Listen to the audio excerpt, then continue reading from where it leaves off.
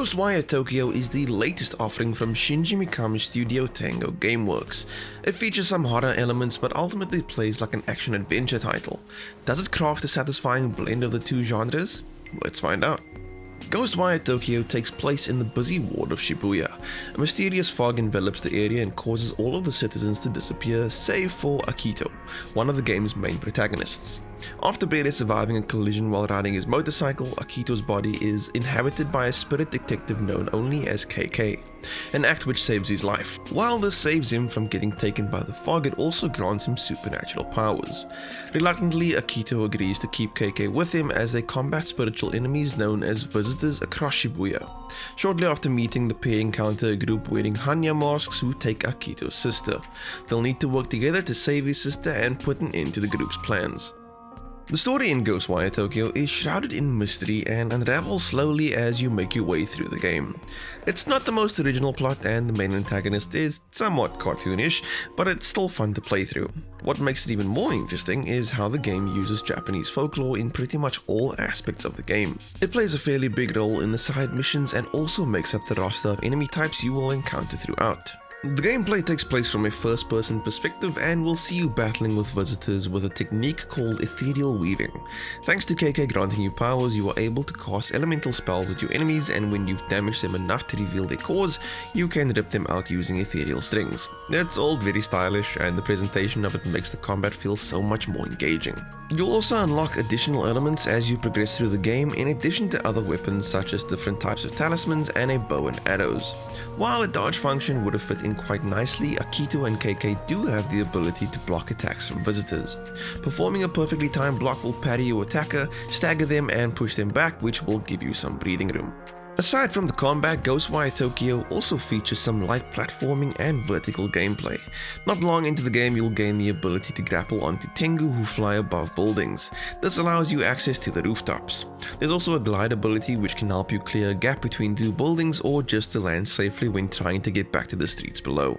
Being a spirit detective, one of the powers that KK grants you is the ability to see what he sees via spectral vision. It's a pulse ability that not only allows you to see spiritual beings, but it also makes it possible to communicate with animals, and there are a lot of cats and dogs around Shibuya. Spectral vision is also incredibly handy when it comes to taking on the many side quests that the game has to offer. You trigger these by talking to designated lingering spirits and complete them by helping them resolve whatever may be bothering them.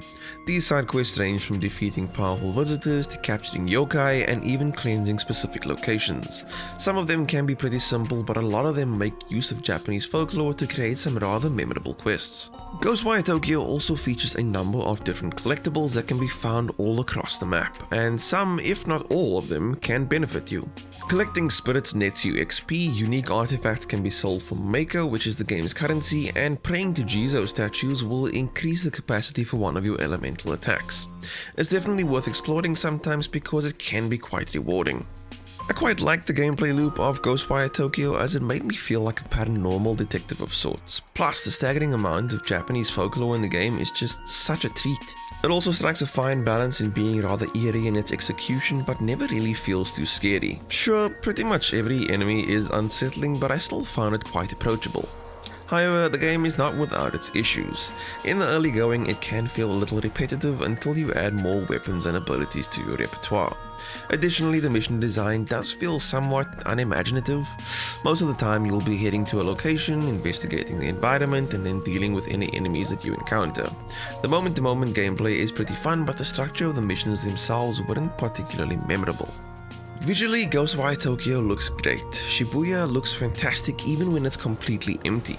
The enemy design is also top-notch and really does a good job of taking existing Japanese folklore and modernizing it somewhat.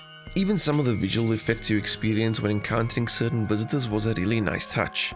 The Kujikiri hand gestures are also pretty cool. Depending on how you like to play, there are also a range of graphical options available to favor either visual quality or the frame rate, or even a combination of the two. The game also sounds fantastic, from the voice acting to the little audio cues when close to an enemy to the sound effects when ripping them apart. It does such a good job at delivering a satisfying audio experience. Ghostwire Tokyo is a great game. The story is quite intriguing, but what will keep you hooked is the gameplay and the way the game embraces Japanese folklore and tradition. However, it is let down somewhat by some uninspired mission design and a little repetition in the early going. Despite this, it delivers a satisfying experience that makes you feel like a paranormal detective and does so with stylish execution. If you enjoyed this review, please hit that like button, and if you are new to the channel, please hit that subscribe button. And if you got your hands on Ghostwire Tokyo, please let me know what you thought of the game in the comment section down below. I'd love to know your thoughts and opinions. Thank you so much for watching. I'll see you next time.